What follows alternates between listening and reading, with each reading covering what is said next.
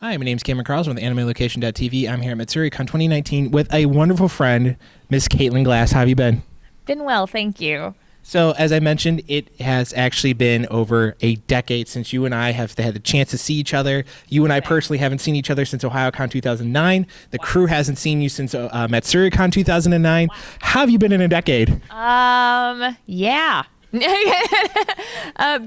It's kind of amazing to think I'm still doing anime after all this time. So that's great. I've been great. No complaints really. I mean, I met you personally at a convention all the way back in 2008, so I've been following you for a long time. Since then, you've also had the chance to now direct Cardcaptor Sakura Clear Card. What was it like directing it, knowing and casting so many wonderful friends in the show? It was really fun to get to be at the helm of something that's so beloved by many.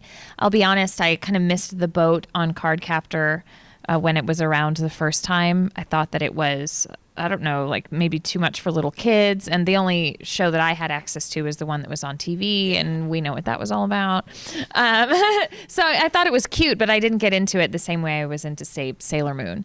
But I really was excited to be in charge of this project because I wanted to do something. I think if I do anything well, I think it's understanding fandoms that have big love for something like Oron or Cardcaptor and some other titles. So I just really wanted to honor the franchise with the new show and give it the type of care and attention and maintain all of the Japanese cultural aspects of it. It was fun for me to have Monica and Jason in the show, and very important too because there have been so many iterations of the original Cardcaptor with different dubs from different places and cut up different ways, different actors. I thought we need some stability here, so let's at least look at what Funimation has done before. And Jason and Monica had played different versions of Sakura and Shaoran, but it just seemed appropriate to have them back, and they do such a great job. Honestly, I love both Jason and Monica. I'm friends with them as well. So again, one of the challenges, though, is becoming a director of the show, knowing that you have a continuing arc of 3 seasons and 2 movies. How do you take on that challenge?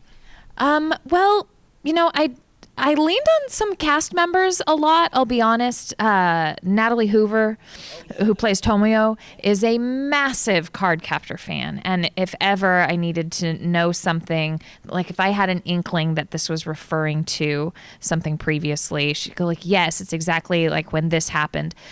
So that was extremely helpful. The difficult part about Clear Card is not knowing what comes next. That's what's really hard. Knowing that there is a manga, but we don't have enough of it yet. And how long is the show even going to last? We don't know. So the big mystery behind Akiho and Kaito and those things still isn't revealed. There's still this massive cliffhanger, and we all hope that they make some more and we get to go finish that story. I'm personally have not seen the show, but I know how much it means to those fans, and I hope that they continue to love it. Now, another show that I happen to like is Fruits Basket, and you are now the reboot. You are now doing the reboot of it. Knowing that it's been 15 years since the first time it aired, how is that for you? Just taking that all in. And now that is a show that I watched when it was first out, so it was pretty cool to get to come back and have everybody, well, mostly everyone, back. But to me, other fans might beg to differ, but to me it feels different enough that and just having the actors back is enough of an homage to the original that I don't honestly try to make it like the first show at all. I know that the manga, it's the same source material, so what's important is going to be there. There have been a couple of times where I went back in particular and decided, wait a minute, this is a really funny moment, and this exact scene happened in the original. Like, what did we say in the original? And we pulled in a couple of lines for the sake of the fans. But it's been a really wonderful experience. It's so great. It's just like going to work and watching anime. because these characters, I mean, the actors have been playing the characters for so long. It's not like they've been doing the actual recording for 15 years, but to talk about their characters for that long with fans at conventions, they really, really know them. And I've read the whole manga, so it was exciting for me to get to inform actors more about their motivations based on what I know of the story that they didn't know the first time around, because the manga then hadn't been written that far. So like, this is what we have, and it's these episodes, and this is what we know about your character. But now I'm able to tell Shigure, the reason you're acting this way is because of this, and here's how you feel about this person. And I think they're all finding that really helpful. Everyone's very excited for future episodes where we get to see new material. Yeah. So kind of leaning into that, you had talked about bringing back fans. How hard was it actually as a director to try to bring back older voice actors that may have moved in the industry to different parts of the industry? How's it like to bring them back into the fold to bring back for these characters? I really didn't. You mean actually getting them on board? Yeah. I had nothing to do with it. That was the producers handled that side of things. So yeah. Well, how was it at least having them come on board? How excitement? What do they have the excitement to come back and bring that enthusiasm to you as the director? It's been great. Everyone was so thrilled to come back to the show. In particular, Laura Bailey, who plays Toru Honda. I think she was just chomping at the bit. It's something that's always been a rumor for as long as we've been voice actors. Oh, they're going to make more Fruits Basket, or would they please make more Fruits Basket? And everyone's like, well, whenever they do, we're game. And now she got to make good on that. And she's something else. She's so fantastic to work with. And on top of that, she's recording from LA too, so that's a big deal. So, kind of focusing back on you, since in the 10 years since we've seen you, you've gotten wonderfully married to a wonderful gentleman, and you guys decided at one point in your life, we're going to go both live in Spain. So what was it like making that decision? And then on top of that, how did you enjoy that culture, enjoy that way of living while you were in Spain? Well, we didn't decide to move to Spain and live. We didn't mean to live there as long as we did. We went there just to get certified to teach English with the intention of going to Japan, actually, or somewhere in Asia. But we really loved the Spanish culture, the laid-back nature, football, soccer everywhere. Just we really enjoyed it. So after our course was done, we thought, well, let's stick around for another season. And then at that season, okay, let's stay until this, and then this, and this. And then a year and a half later, we were still in Spain. And we probably would have stayed there, but I really missed acting and voice acting and my family of voice actors that I left behind. So we came back. Well, I mean, I remember your adventures through that. I remember seeing them online. So again, a really big hit show for you guys is being in My Hero Academia, and you play Mina. Knowing that it is now going into a 4th season and a second movie is coming along, how's it going for you guys and the rest of the cast? I mean, I'm going to get a chance to talk to some more of the wonderful people that are in it this weekend, but how's it like for you being as Mina? I think right now there's a lot of just anticipation in the air as we wait for the coming season. We get asked by fans, what do you know? Nothing. We know nothing. We know as much as you, assuming it's going to follow the manga. So if I did want to know the story, I could read it. But we're all excited to do it for sure. It's always nice to be a part of something that the majority of the fandom are on board with. And I am continually amazed that and fortunate. I feel so blessed to be a part of another show like this. When you're in something like Full Metal Alchemist the first time around, you think this is it. This crazy, huge ballrooms full of people, massive panels, all of that. Nothing can top this. And then a few years later, they're like, well, let's do Full Metal again. And you're like, what? And then the fandom just keeps growing. And then to be in something big like Oron with a huge fandom, you're like, okay, this is probably it. This probably is. But so this is, and then there came Attack on Titan, which had just its big heyday, and it's still going.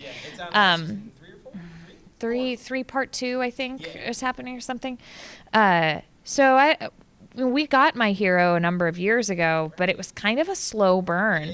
We spent a lot of money acquiring the show, and it was, for a while there, we're like, did we just waste a lot of money? Because nobody seemed to be into it, but we knew that it was awesome.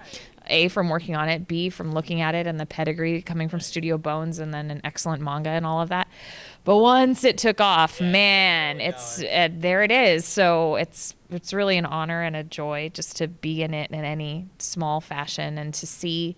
There's something about My Hero in particular that is just the right kind of show for now, I think. And it's really fun to see a lot of kids getting into it and new anime fans being born, maybe literally.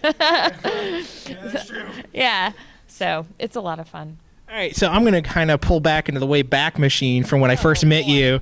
We're going to go back to an old school anime that I loved, which was Gunslinger Girl. Hey. And now the cool part was that the second season came out many years later, and it actually focused on your character, Triella, where you had to do a showdown against Jerry Jewell, Pinocchio as Jerry Jewell, which, by the way, I actually have the entire soundtrack to because I love the piano in that entire, especially Pinocchio to his father, his adoptive father, that entire piano. I actually have that soundtrack specifically for that moment. Cool. So again, how is it like for you to know that you actually got a season of Gunslinger Girl actually kind of dedicated to your character and her growth? Yeah. I mean, she goes from being the older girl in the group to kind of like this other leader above Triella, above Henrietta as like the top girl. So was it like for you to like do that and also kick Laura Bailey's butt in the process? I also directed that show. Oh, you did? So that to me, that's what was the coolest thing about it was a show that I had been in. I was now at the helm of. I love Triella. She's so interesting and different, and really a neat fighter. It was fun. I just have fond memories about her. Yeah. And a shotgun with a bayonet. Yes. Why not? Alrighty, and you were one of the few lucky people that has 2 pages this weekend. So another really fun show that I know and a lot of other fans know is that you got to be in Baccano, and you got to play this crazy, fun-loving lady against J. Michael Tatum. Yes. So what was it like playing her? I love Miria so very much. She's so silly and kind of dense and trusting. We had a blast. I loved working on that show. It was a fun time at Funimation. We were doing that around the same time as Gunslinger Girl, and Tatum and I were in another show called, what is that show? Heroic Age. Yes. And then also Oron had recently wrapped. Right. So I had done a number of shows with Michael, just kind of buddied up with him because he took over for Damian Clark. So he was Hillshire in the second season of Gunslinger.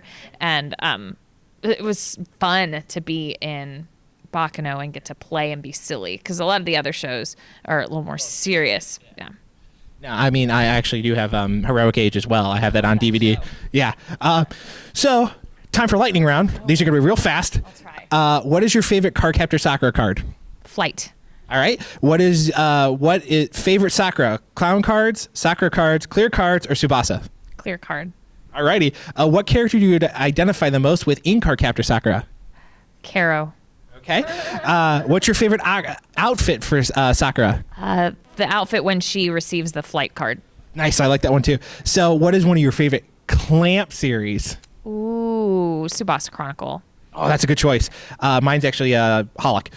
What animal character in Fruits Basket would you love to be as the best pet? Like they'd be my pet? Make the best pet, sorry. Oh, what would make the best pet? Yuki? Yeah. Alrighty. Now, I'm a dog person, but I have a feeling you have another question on there about Fruits Basket. Yes, we do. So, which character in Fruits Basket do you identify the most with? Oh, I don't know. We haven't met him yet. I'm Year of the Rooster, and so when Kurano the Rooster shows up, I'm very curious. I liked him a lot in the manga, so it might be him. Alrighty. And if you were a Soma, would you live on site, off site, or way off site? I would live at Shigure's house, of course. Alrighty. Now, in general, the Chinese zodiac, do you believe the cat should be included? I don't think so. No, I don't. Sorry, Kyo. Sorry, Jerry. Sorry, Kyo. The question was, should the cat be in the Chinese zodiac? Not should the cat be at the banquet in the show. So, no, I don't think so. I think there's too much variety. It's kind of amazing that a dog is in it at all. Yeah. When you think about it, there's so many different kinds of dogs. Alrighty.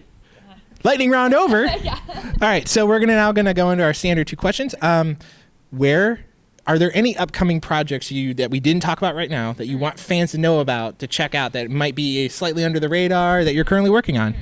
Well, I am, of course, still doing Fruits Basket. I'm currently directing Astra Lost in Space, which is a very fun anime with a lot of twists and turns and also an excellent manga. Some new voice actors in it that have been breaking out in the industry. Yeah, folks that I know from theater. So, like, they're not new actors. They're just new voice actors. Yeah. So that's what I'm doing now, and it's a lot of fun. Coming up soon, like I think you can pre-order it, is a show I directed called Radiant, which is an excellent shonen manga and anime. And there'll be more of that, I believe, in the fall. But you can get season 1, part 1, also in the fall. So pre-order that. I'm really proud of it. I love that show.